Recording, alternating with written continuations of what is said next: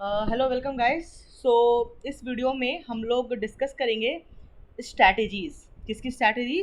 हम लोग डिस्कस करेंगे कि जो बच्चे ड्रॉप ले रहे हैं इस बार नीट के एग्जामिनेशन के लिए, जो बच्चे नीट 2024 में अपीयर करने वाले हैं, उनको कैसे अपनी पढ़ाई करनी चाहिए, क्या स्ट्रैटेजी करनी चाहिए जिनसे उनका जो आउटपुट हो वो मैक्सिमम से मैक्सिमम हो पाए। राइट? तो इस वीडियो को मैंने बहुत सारे सेक्शंस में बांटा है। हम बहुत छोटे में बहुत कुछ डिस्कस करेंगे और एक तरीका, आपको ये मेरा पर्सनल तरीका, आपका तरीका वैरी कर सकता है। इसमें हम ये जानेंगे कैसे हम लोग अपनी तैयारी को और बूस्टअप कर पाएँ। ये कुछ टिप्स और ट्रिक्स कह सकते हो, या ये जो मैंने तैयारी की थी जिस हिसाब से, वो ये अप्रोच है। ठीक है, कैसे अप्रोच किया जाए, कैसे पढ़ा जाए। बिकॉज एज अ ड्रॉपर समझ सकते हैं कि कितना मुश्किल होता है एक वापस ड्रॉप देना, वापस से वो मेंटल स्टेबिलिटी को लाना, वो डिसीजन लेना कि नहीं अब वापस मुझे नीट के लिए अपेयर करना है। राइट? तो क्या तरीका होना चाहिए, इसको हम लोग डिस्कस करते हैं। तो सबसे पहला तो स्टेप ये होना चाहिए, सबसे पहला स्टेप तुम्हारा ये होना चाहिए कि नवंबर तक तुम अपना पूरा सिलेबस ख़त्म कर दो। अगर अभी तक तुमने ठान ली है कि तुम्हें ड्रॉप देना है, सबसे पहला तो स्टेप यही है कि तुम नवंबर तक अपना जितना भी सिलेबस है उसको ख़त्म कर दो। ठीक है? दूसरी बात क्या है, जब तुम पहला रिवीजन नवंबर तक कर लेते हो, सारे नोट्स बनाने वाले जितने भी काम है, फिजिक्स, केमिस्ट्री, बायो, उनको तुम नवंबर तक ख़त्म कर दो। साथ ही साथ तुम क्या करो, टेस्ट सीरीज ज्वाइन कर लो। टेस्ट सीरीज में तुम्हारा जो भी आजकल है मार्केट में, जैसे एलेन और आकाश का, मेरे को पर्सनली एलेन का ज़्यादा बढ़िया लगता है। बाकी तुम आकाश भी ले सकते हो। आई फाइंड आकाश का पेपर बहुत डिफिकल्ट होता है, तो वो कॉन्फिडेंस उतना गेन नहीं होता उससे। ठीक है, तो तुम एलन का टेस्ट सीरीज ज्वाइन कर लो। ठीक है, और एलन का टेस्ट सीरीज ज्वाइन करने के बाद अब तुम्हें करना है एनालिसिस उस टेस्ट का। तो बहुत सारे बच्चे एनालिसिस नहीं कर पाते, अपनी पुरानी गलतियों से सीख नहीं पाते। उनको इम्प्रूव तो करना है बट वो नंबर आ नहीं रहा है। तो उसका तरीका मैं इस वीडियो में तुम्हें बताऊंगा। सबसे पहले तो लेकिन हमारा जो वीडियो का टॉपिक होना चाहिए कि स्ट्रैटेजी क्या होनी चाहिए रिवाइजिंग की, कैसे हम रिवाइज करें पूरा अपना जितना भी कंटेंट है उसको। तो देखो, सबसे पहले नवंबर तक अगर तुम्हारा सिलेबस कंप्लीट हो गया है तो उसके बाद तुम टेस्ट सीरीज दे रहे हो, और टेस्ट सीरीज जो इससे एलन की होती है वो हर 2 वीक में होता है। तो हर 2 वीक का तुम्हें टाइम मिल जाता है टेस्ट देने का। जैसे डीएलपी कोर्स जो बच्चे ले रहे हैं, तो 2 वीक के बाद एक सेट ऑफ सिलेबस होता है। वो सेट ऑफ सिलेबस को तुमको 2 वीक्स के अंदर में कंप्लीट करना होता है। उसमें 11-12 दोनों का सिलेबस होता है, और बहुत ट्रस्ट मी बहुत ज़्यादा ही ऐसा नहीं कि एकदम it is hard to achieve, आराम से अचीव किया जा सकता है 2 हफ्ते में। तुम वो 2 हफ्ते का तैयारी करो, जितना सिलेबस दिया गया, जाके संडे को एग्जाम दे दो, फिर 2 हफ्ते का तैयारी करो, फिर संडे को जाके एग्जाम दे दो। हमारे टाइम पे 2 हफ्ते का होता है, तो तुम्हारे टाइम में भी 3 हफ्ते का हो जाए तो वो उससे मैटर नहीं करता है। आगे स्ट्रैटेजी क्या होनी चाहिए रिवीजन की? देखो, जो तुम्हारा टेस्ट सीरीज में टॉपिक आ रहा है तुम उसको रिवाइज करो। ठीक है, टेस्ट सीरीज में टॉपिक आया उसको, सॉरी, जो तुम्हारा टेस्ट होने वाला है उसको तुम रिवाइज करो। फिर उसके बाद क्या हुआ, 14 दिन के बाद उस चीज़ को वापस रिवाइज करना है। तो मैं जैसे मान लो कि तुम ड्रॉपर हो, ऐसे तो तुम्हारे नोट्स एक बार बन गए, लेकिन तभी भी अगर नहीं बना है तो तुम अपने नोट्स बनाते रहो, अपना पढ़ाई करते रहो। जो तुम्हारा आने वाला 14 दिन बाद एग्जाम में, तुम उसका यूनिट सॉल्व करते रहो। ठीक है, और आज जो तुमने पढ़ा है अपने पास एक स्टिकी नोट्स ले लो, और स्टिकी नोट्स पे तुम क्या करो, दीवार पे चिपका दो, और आज का डेट डाल के चिपका देना स्टिकी नोट्स पे कि इस तारीख को तुमने ये पढ़ाई की है। तो फिर 14 दिन बाद तुम्हें क्या करना है, उसको गो थ्रू करना है। ठीक है, ट्रस्ट मी, मैं बता रहा हूँ कि अगर तुम कोई भी चैप्टर को 3 बार रिविजन कर लेते हो ऑन द डे 1, आज से तुम पढ़ रहे हो उसको डे 1 या डे 0 मान लो, उसके 7 डे बाद तुम्हें उसको वापस रिविजन देना है, और उसके 14th डे और 21st डे। तो ये कुल मिलाकर 3 एक्स्ट्रा रिवीजन अगर तुम कर लेते हो तो तुम्हारा ये 28 कर लो इसको। ठीक है, 28 डे। ये जो तारीख मैंने बोला है बहुत इंपॉर्टेंट है। अगर तुम 3 बार से कंटिन्यूस रिवीजन कर लेते हो किसी भी चैप्टर को, तो मान के चलो कि तुमको वो चैप्टर को बार बार रिवीजन नहीं करना है। ठीक है, हम लोग क्या करते हैं, नहीं कर पाते इतना रिवीजन, क्योंकि एक तो क्या है ना, हम लोग को मालूम नहीं होता आज क्या पढ़े क्या नहीं पढ़े। और एक और चीज़, रात को ना जब भी सोने से पहले क्या करो, एक डायरी लो। डायरी में तुम क्या करो, आज मुझे जो भी चैप्टर पढ़ना है, उस कल जो मुझे चैप्टर पढ़ना है उन सारे चैप्टर को मैं डायरी पे नोट डाउन करूँगा। ध्यान रखना, इस डायरी को एकदम ज़्यादा बर्डन नहीं देना है खुद पे कि ठीक है ये भी पढ़ना है वो भी पढ़ना है, ऐसा कुछ नहीं होना चाहिए। ठीक है, जो आराम से टारगेट अचीव किया जा सके, तुम 2-3 टॉपिक का उसमें नाम लिखो, और रात को सोने से पहले तुम उसको लिखो, और अगले दिन उठ के उसी डायरी को फॉलो करो और तुम उसी टॉपिक को करो।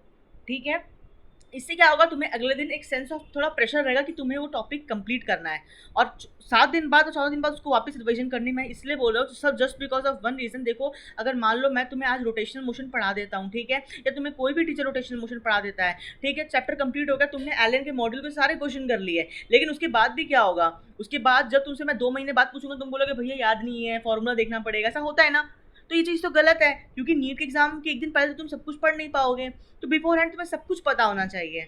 सब कुछ अगर तुम्हें पता होना चाहिए तो उसके लिए मतलब तुम्हें जहन में तुम्हारे बच जाना चाहिए तुम्हें इतना बार रिवीजन करना है, ठीक है। ऐसा तो 10 से 12 बार रिवीजन करने का आइडियल रिवीजन 10 से 12 होती है। ये आइडियल रिवीजन का मैंने बताया है, ये 3 बार जो बताया कभी भूलोगे नहीं। बट ट्रस्ट मी, मैंने ये इस चीज़ को बहुत ट्राई किया था फॉलो करने का, बट मुझसे इतना नहीं हो पाया था। बट जो चैप्टर का मैंने किया था वो मुझे बहुत लॉन्ग टर्म तक याद था। लॉन्ग टर्म रिटेंशन होता है ऐसे, ठीक है। और जब भी पढ़ना है ना तो रिवीजन का एक और तरीका होता है रेट्रोग्रेड। जैसे मान लो तुमने पहली बार कोई चैप्टर पढ़ ली और तुम दोबारा 14 दिन बाद उस चैप्टर को वापस पढ़ रहे हो, तो ऐसा नहीं कि तुम वापस से अपने नोट्स खोल रहे हो और पन्ना पन्ना पढ़ रहे हो और एक एक पेज में तुम एक घंटा लगा रहे हो। ये काम नहीं करना, ये बहुत लोगों की प्रॉब्लम होती है। सबसे पहले तुम्हें ट्रस्ट करना है खुद पे और क्वेश्चन लगाने हैं। देखना, तुम इजी से इजी क्वेश्चन भी जब तुम 14 दिन बाद सॉल्व करोगे तुम नहीं लगा पाओगे जो तुम आज लगा रहे हो। तुम जेई एडवांस के क्वेश्चन लगा लोगे यार, लेकिन तुमसे मैं 1 महीने बाद बोलूंगा तो तुम नहीं लगा पाओगे, बिकॉज क्या है, वो तुम्हारी रिविजन वाले मेमोरी में गया नहीं, ठीक है। तो इसलिए तुमको क्या करना है, बार बार रिवीजन करना है, ठीक है। और बच्चे होते हैं जैसे कि मान लो जब आप नवंबर में खत्म कर लेते हो, जनवरी फरवरी में जाते हो, जब आपका मेजर एग्जाम स्टार्ट हो जाता है, तो आप लोग के मन में आता होगा यार हम लोग है ना रिवाइज कैसे करें उस वक्त, क्योंकि इतना बड़ा सिलेबस है। रिवाइज करने का सबसे उस समय जो तरीका होता है वो होता है टेस्ट सीरीज। टेस्ट सीरीज से क्या होता है, जैसे आपने टेस्ट सीरीज दिया मेजर का, टेस्ट देने में क्या होगा, टेस्ट देने में क्या होगा कि आपको पता चलेगा कि अरे यार मैं तो है ना थर्मल फिजिक्स का क्वेश्चन रॉन्ग कर रहा हूँ, मैं ना मॉर्फोलॉजी प्लांट का क्वेश्चन रॉन्ग कर रहा हूँ, एनाटॉमी का क्वेश्चन रॉन्ग कर रहा हूँ। तो आप क्या करोगे, उस चैप्टर को वापस रिवीजन करोगे। तो टेस्ट से क्या होता है, हमें टॉपिक मालूम चलता है। टेस्ट से भागना नहीं है कि टेस्ट में कम नंबर आ रहा है। देखो टेस्ट सीरीज का ना इंपॉर्टेंस क्या होता है, वो तुम्हें टाइम मैनेजमेंट सिखाता है। टेस्ट सीरीज तुम्हें टाइम मैनेजमेंट सिखाता है, और दूसरा बात तुम्हें वो एक माहौल देता है एग्जाम का, ठीक है। Okay, I found this on the web for estimate time. Test series क्या करता है, तुम्हें एग्जाम का माहौल देता है, ठीक है। क्या है, तुम्हें माहौल देता है, ठीक है।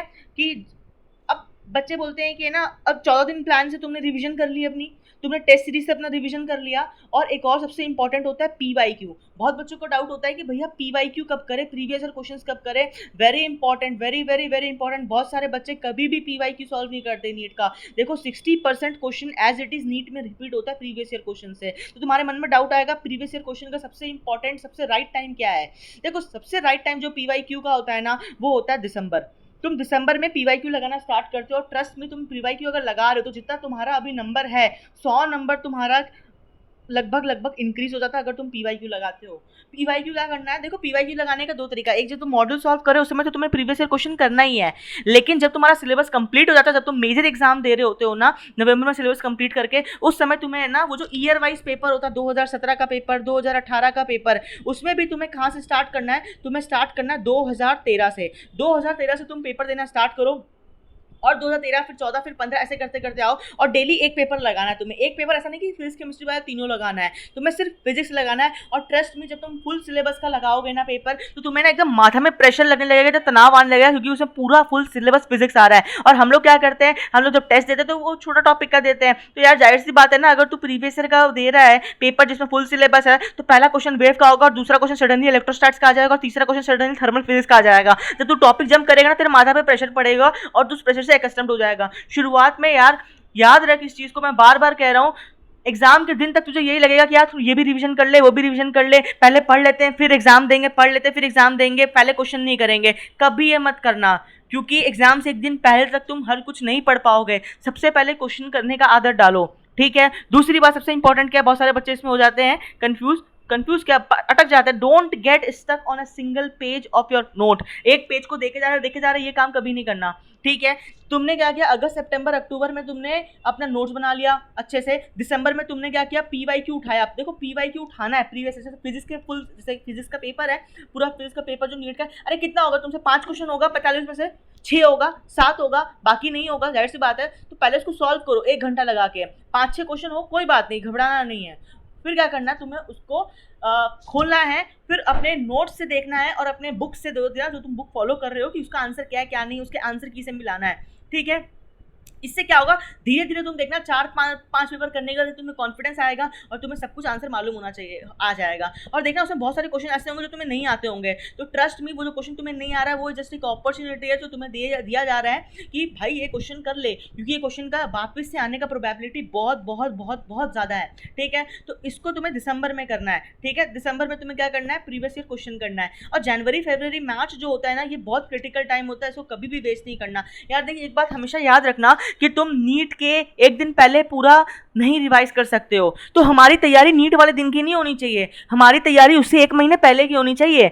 यानी 1 महीना तुम्हें ऐसा पढ़ना है कि तुम जो अप्रैल का महीना है उसमें सब कुछ रिवाइज कर पाए। इस तरीके से तुम्हें इतना बार पढ़ना है। तेरे हाथ में अभी भी 5 महीना है, 5 महीना बहुत होता है पूरा सिलेबस कंप्लीट करने के लिए, अगर तुम ड्रॉपर हो तो, ठीक है, बहुत होता है 5 महीना। और एक बात याद रखना, बायो को हमें हमेशा डेली रिवीजन देना है, बायो को हमेशा डेली रिवीजन देना है, तो देना है, ये एक नियम है, क्योंकि बायो का 50% वेटेज होता है पूरे नीट के पेपर में। तो लोग बायो को छोड़ देते हो, बाद में बायो बहुत प्रॉब्लम देता है। अगर बायो में याद रखना, अगर 300 प्लस आएगा तो ही नीट में 600 नंबर आएगा, तो ही नीट में 500 नंबर आएगा। बायो में 300 नहीं आएगा तो तुम 500 भी नहीं आएगा तुम्हारा नंबर, ठीक है। ये बहुत फैक्ट है ये चीज़, ठीक है। एक बच्चे बहुत बार पूछते हैं भैया कितना बार रिवीजन देना, देखो आइडियल मैं बताऊं तो 7 से 10 बार रिवीजन तुम्हें देना ही पड़ेगा। इतना बार रिवीजन करना है कि तुम्हारे सामने अगर क्वेश्चन आ जाए तुम देख के बता दो ये क्वेश्चन क्या है। रात को कोई तुमसे उठा के पूछे, तुम रात को उठा के उसका जवाब दे दो, आधी रात को तुमसे पूछे, इस तरीके से तुम्हारा रिवीजन होना चाहिए, ठीक है। तो ये अप्रोच होना चाहिए एक ड्रॉपर का।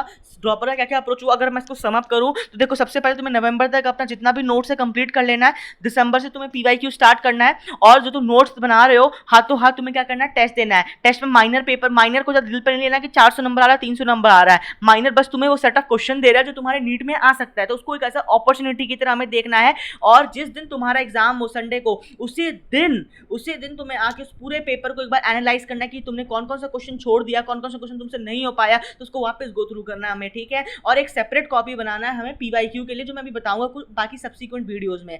तो क्या करना है, तुम्हें नवंबर तक अपना पूरा सिलेबस कंप्लीट करना है।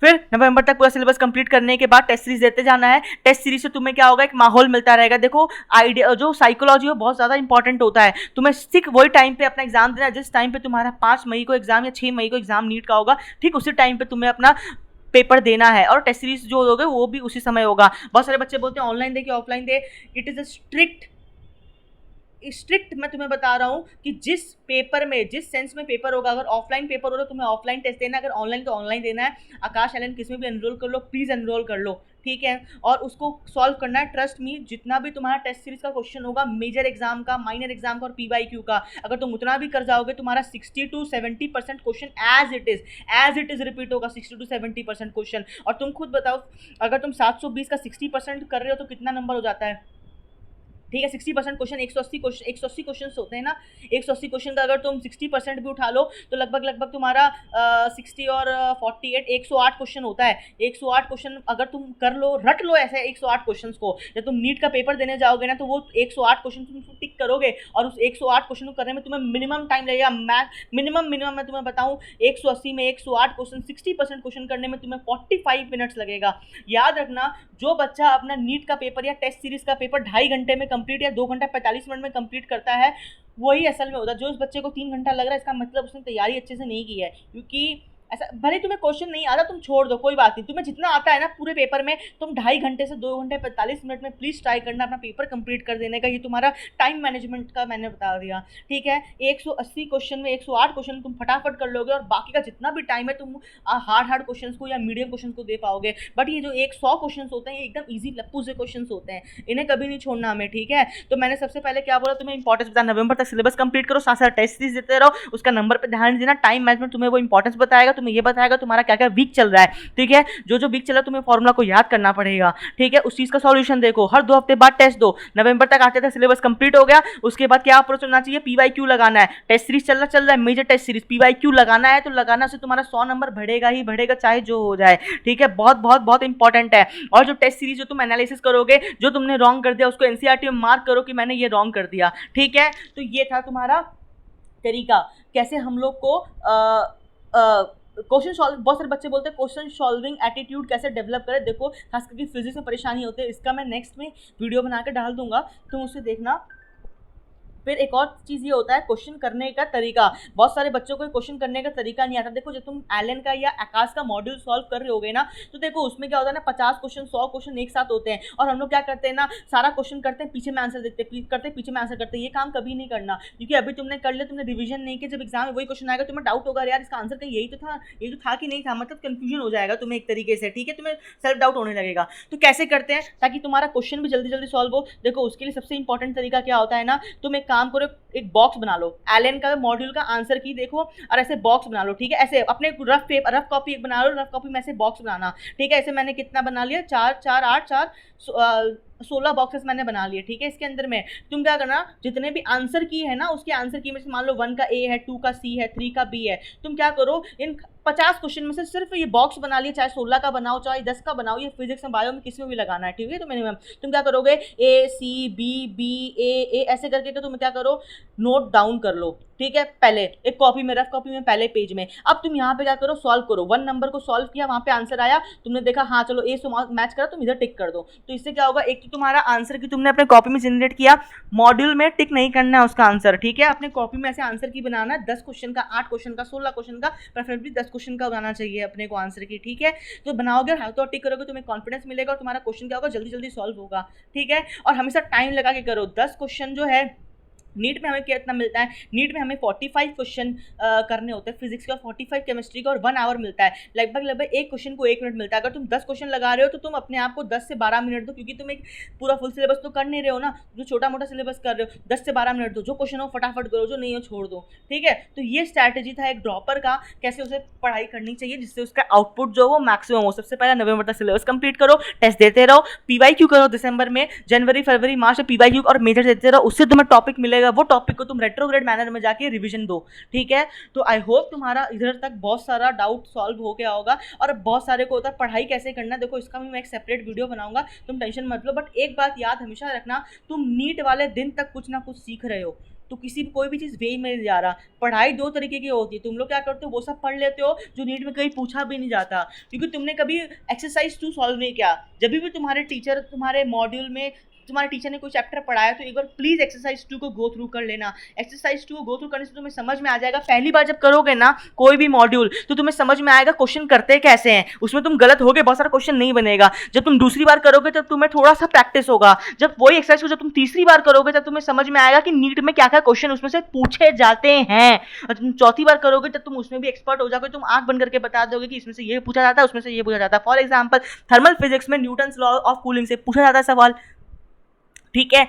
तो इस तरीके से कुछ कुछ चीज़ जैसे इलेक्ट्रोस्टैट्स है, तुम्हें बेटे समझ में आ जाएगा। मॉडर्न फिजिक्स का फोटो इलेक्ट्रिक से सवाल आता ही आता है, इलेक्ट्रोस्टैट से उत्तर सवाल आता है तो बहुत हार्ड आ जाता है, तो कभी बनता है कभी नहीं बनता है, लाइक दैट। और मैग्नेटिज्म में फॉर्मूला बेस्ड सवाल आता है, तुम ऐसे ऐसे पता है सॉल्व कर पाओगे फटाफट, ठीक है। अच्छा एक और तरीका क्या होता है, देखो तुम्हारे को जितना भी डेटा मिलता है ना, जो तुम भूल जा रहे हो बार बार टेस्ट सीरीज में, तुम प्लीज उसको ऐसे मैंने बताया था अभी एक स्टिकी नोट्स में लगा के दीवार पर चिपका दो, जो तुम डेटा को बार बार बोल रहे हो। क्योंकि देखो गलती एक बार करते हो फिजिक्स केमिस्ट्री बायो में चलता है, लेकिन वही गलती बार बार नहीं दोहराना हमें। तो इस तरीके से मैंने क्या किया था, अपना पूरा जितना भी है मैं जो भूलता था उस डेटा को मैं यहाँ पे लिख लिया। फॉर एग्जांपल ये डेटा था मैं बार बार भूलता था हर एग्जाम में, तो एग्जाम से पहले मैं उसको देख के जाता था। देखो यहाँ पे मॉर्फोलॉजी का भी मैंने लिख के रखा है, पैराइटल सेंट्रल, है ना। तो इस तरीके से, और देखो यहाँ पे मैंने ना जेनेटिक्स का मीन बना रखा है, फिर देखो यहाँ पे मैंने ऑप्टिक्स का फॉर्मूला लिख के रख के रखा है। तो इस तरीके से मैं क्या करता था, कोई भी एग्जाम होता था इसको मैं बार बार देख के जाता था। तो इससे क्या हुआ, मेरा मेमोरी जो है फोटोग्राफिक मेमोरी धीरे धीरे डेवलप होने लग गया, ठीक है। जैसे कि ये देख लो, तो इस तरीके से मैंने दीवार पे अपने स्टिकी नोट चिपका दिए थे, एक पेपर में लिख के चिपका दिया था मैंने। देखो ये पेपर दिख रहा है तुम्हें, ये पेपर जितना भी जेनेटिक्स में जितना भी एग्जाम्पल के साथ उसका रेशियो के साथ मैंने पेपर चिपका दिया। तो इस तरीके से तुम्हें सॉल्व करना है, और फर्दर जितना भी चीज़ों देखा धीरे धीरे तुम्हारा अपना है ना नंबर बढ़ते जाएगा। और फर्दर मैं क्या करूँगा, इस पर और वीडियो बनाते रहूँगा ताकि तुम्हें थोड़ा मोटिवेशन मिलता रहे और तुम्हें स्ट्रैटेजी मिले, एक वे थ्रू मिले कि तुम इससे कैसे अपना सॉल्व कर पाओ। ओके, आज इतने रहने देते, कोई भी डाउट हो कमेंट सेक्शन में कर देना, ठीक है। चलो टेक केयर, बाय बाय।